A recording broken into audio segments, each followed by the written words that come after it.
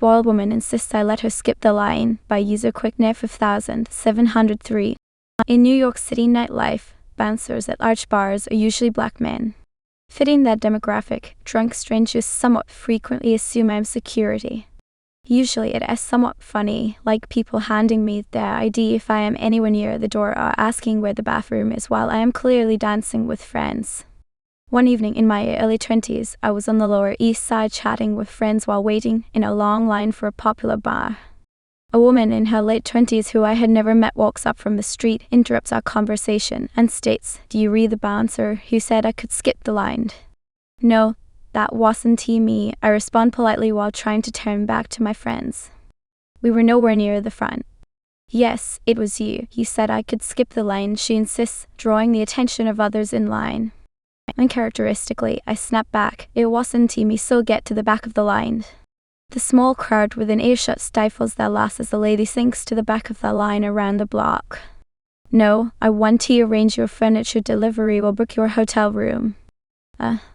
When I was 13, on occasion we would get wrong number phone calls from people trying to reach a certain department store to arrange delivery of large items.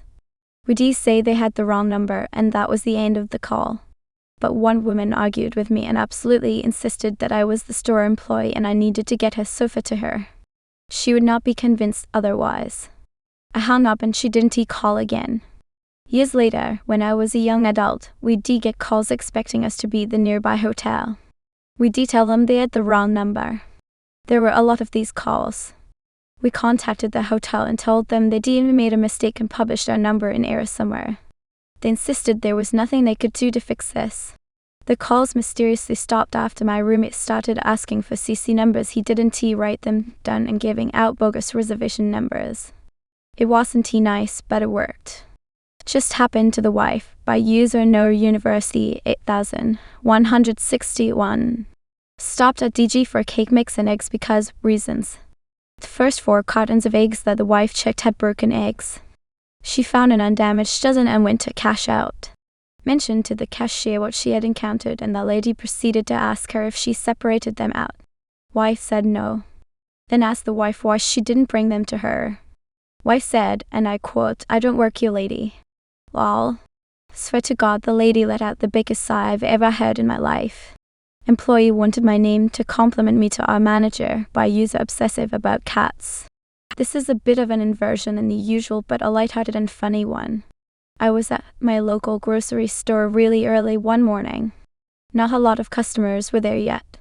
I was minding my own business, trying to efficiently get my stuff and leave, when I noticed a really short employee about my age on her tippy toes trying to reach some stuff from the very back of a high for her shelf. She had a big curbside cart next to her. As a tall woman, I am used to paying the tall person tax, so I offered help. She told me how many of the things she needed. I handed them to her. She said thanks, and that was I thought that. As I turned to continue shopping, she said, "Wait, what's your name?" Very confused, I answered her and then asked why. She was going to tell management how helpful I had been. I just blinked at her, looked down at my very obviously not an employee uniform outfit, then back up at her. The light dawned before I could think of a polite response, and she promptly apologized. We both laughed and agreed we needed more caffeine and continued about our days. No, I am not a prosecutor. Many moons ago, when I was a young attorney, I needed to go to court to defend a family member in a minor traffic matter. I was going to the gym a lot, had a very short haircut, was dressed in 3-piece suit and carrying a red wall document folder. I walked through the security foyer for the courthouse fast because all I had that mattered was my phone, and looked around for some indication of which room I needed to go to. A group of similarly dressed men almost immediately flagged me, and one called out, "Over here." I walked over to the elevator they were gathered at and holding for me. The same guy said, "I got us," held his badge up to a receiver on the button panel, pressed a floor, and off we went. When we got off, I realized where we were. We were in a prosecutor's office behind the separate security for it. With some apprehension, I walked up behind the front desk and said something like, "Excuse me, I think got on the wrong elevator. Where is traffic court, please?" The big older woman at the desk laughed and said, and her words are burned in my mind, "Oh honey, you sure look like you're one of ours. Go out this door, turn left, and it is the big double doors on the right." I still laugh about her reaction to this day.